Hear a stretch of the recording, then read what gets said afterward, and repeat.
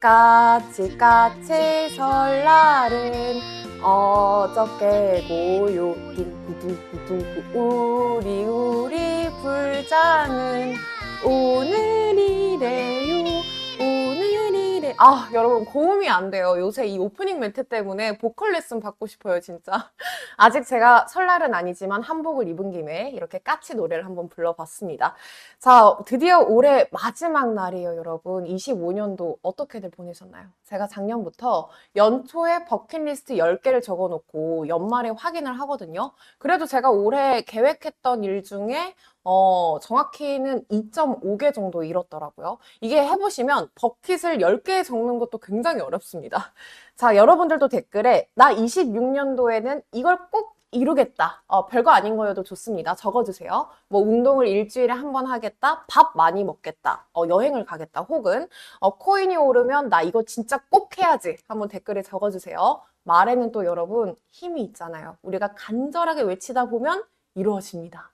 자, 이번 주 시장 분위기 한번 살펴본다면 저희가 매주 브리핑을 하고 있잖아요. 그래도 이 점수가 조금씩 올라오고 있어요. 30점까지 올라왔고 한 달 반 만에 가장 좋은 점수입니다. 도미넌스는 여전히 59%에서 계속해서 횡보를 해주고 있죠. 그리고 알트코인 시즌 인덱스도 19점으로 여전히 알트코인 불장과는 거리가 먼 상태입니다. 자, 우리가 12월의 마지막 날이니까 올해 비트코인 ETF에서 총 유입과 유출이 어땠는지 한번 살펴볼게요.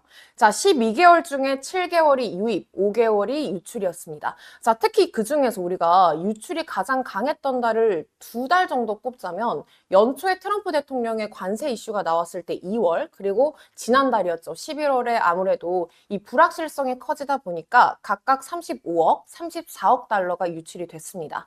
자, 그래도 25년도는 토탈 276억 8천만 달러. 한화로 36조 원 이상의 순유입이 들어온 해예요. 자, 작년이랑 비교해봤을 때 얼마나 달라졌을까 싶잖아요. 24년도에는 ETF가 들어오고 나서 2개월 빼고 모두 유입이었기 때문에 352억 달러, 45조 원이 들어왔습니다. 그러니까 24년도가 25년도보다는 10조 원 정도 더 성과가 좋았다라고 해요. 자, 이번 주에 굉장히 중요한 이런 기사가 하나 나왔죠. 올해는 금과 은의 연도가 아니었나 싶은데 금 가지고 계신 분들 너무 부러워요. 자, 금값이 그렇게 오르더니 이번 주에는 은이 온스당 80달러 위에까지 올라가면서 사상 신고가를 경신했습니다. 자, 은 시총이 이번에 4조 6,500억 달러를 돌파했고요. 엔비디아를 뛰어넘고 전체 자산 2위까지 올라갔다가 다시 또 3위로 밀렸죠. 자, 중국이 대만 주변에서 군사훈련을 실시한다. 그리고 뭐 우크라이나가 푸틴의 거주지를 공격 시도했다. 이런 지정학적 리스크가 들려오면서 유가는 급등하고 안전자산 선호 심리도 굉장히 높아지기도 했습니다. 자, 근데 또 은값이 오르고 나니까 아무래도 차익 실현에 대한 매도세가 바로 강하게 나왔고요. 연말 포지션 정리에 대한 매도세였다라고 시장은 해석을 해주고 있어요. 자, 하루 사이에 바로 15% 넘게 밀렸죠. 다시 3위로 내려앉았는데 이 정도 변동성이 20년도 이후로 처음이라고 합니다. 늘 이야기를 하고 있지만 안전자산의 대표주자 금과 은값이 꺾이게 되면 우리의 비트코인은 뭐다? 상승한다. 자, 이렇게 기가 막히게 바로 위로 올라갔습니다. 왼쪽부터 같은 시간대 비트코인과 금, 그리고 은 시간봉 차트를 한번 살펴본다면 이번 주 고점을 경신하던 금과 은이 떨어지는 순간에 비트코인은 같은 타이밍에 바로 3% 넘게 올라갔고요. 그리고 비트코인은 또다시 무너지면서 월요일에 4%의 무빙을 보였어요. 으아. 하지만 여러분, 우리가 암호화폐 시장에서 더 집중해서 봐야 할 건 금과 은이 잠깐 꺾이냐 올라가느냐 보다도 이 시장의 유동성 환경이라고 볼 수가 있죠. 지금 시장에 돈이 얼마나 풀리고 있느냐가 중요합니다.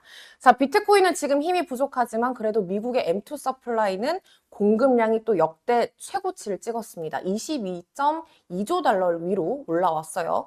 자, 돈을 찍어내는 M2가 이렇게 계속해서 늘어난다라는 건 유동성 환경이 좋아지고 있다는 뜻이고 결국에 이 유동성 환경이 채권이나 주식이나 비트코인에게는 호재로 작용할 수밖에 없잖아요. 자, 지금 자금 여력이 앞으로는 확대될 수 있다. 이렇게 해석을 해볼 수가 있습니다. 자, 하지만 현재 글로벌 유동성 차트와 비트코인 차트를 저희가 겹쳐본다면 보시면 연두색 선이 글로벌 유동성이고 흰색 선이 비트코인의 가격이거든요. 방금 제가 전 페이지에서 보여줬던 M2 서플라이는 말 그대로 미국이 돈을 찍어내는 양.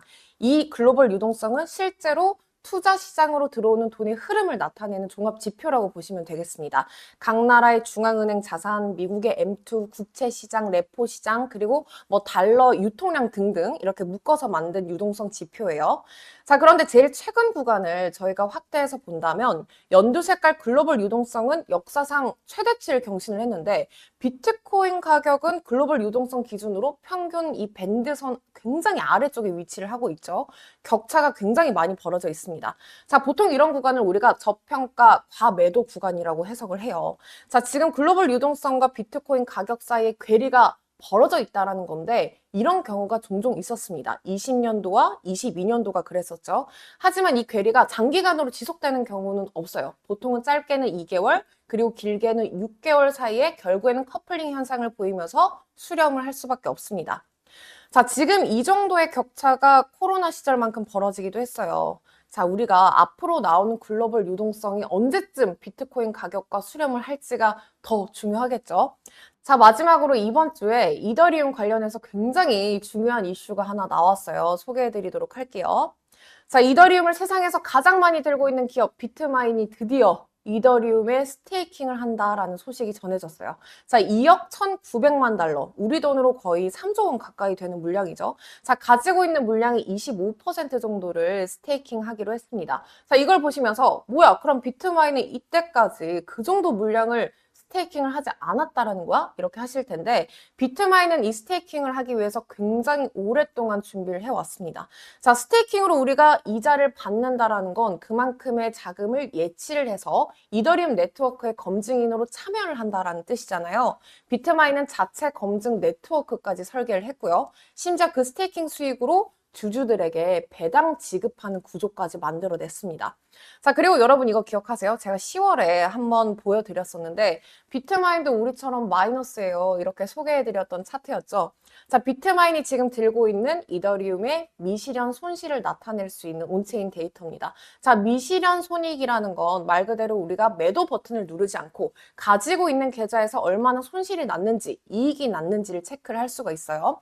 자, 여기 보시면 평단가는 대략적으로 4,000달러 전후로 예측이 되고 있고요. 10월 10일에 대청산 이후에 비트코인 가격이 급락을 하면서 이 비트마인의 손실도 가속화되고 있습니다.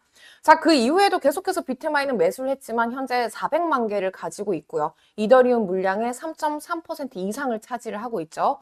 그래서 가격 변동과는 상관없이 꾸준한 수익을 낼 수 있는 스테이킹 구조를 좀 참여를 하려고 하고 있는 것 같아요. 자, 저희가 이번 주 암호화폐 언락 일정 한번 살펴볼게요. 언락이라는 건 말 그대로 잠겨있는 물량이 시장에 풀린다라는 일정이죠. 자, 우리가 수요와 공급 면을 생각을 해봤을 때 언락이 풀린다라는 건 공급이 많아진다라는 뜻이기 때문에 가격이 떨어질 수 있는 조건이 나올 수 있다라는 뜻이죠. 자, 보통은 우리가 초기 투자자들이나 뭐 개발팀 보상이나 이런 물량들이 시장에 한 번에 풀리면 가격 변동성이 심해지기 때문에 주요 언락 일정에 약속된 날짜에 맞춰서 조금씩 푸는 구조라고 보시면 되겠습니다. 자, 그래서 예전에는 언락 일정만 나와도 가격이 좀 크게 떨어졌어요. 요새는 그렇지 않습니다. 더 중요한 건 시총 대비를 해서 얼마만큼의 물량이 풀리느냐, 이게 더 중요하겠죠.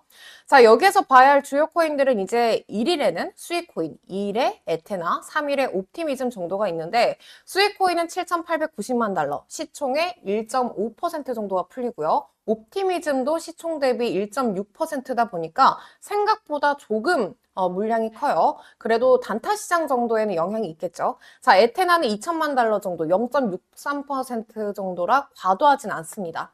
자, 그래도 전 예전에 이 언락 일정이 그렇게 싫었어요. 안 그래도 힘든데 물량을 더 푼다고 하니까요. 그쵸?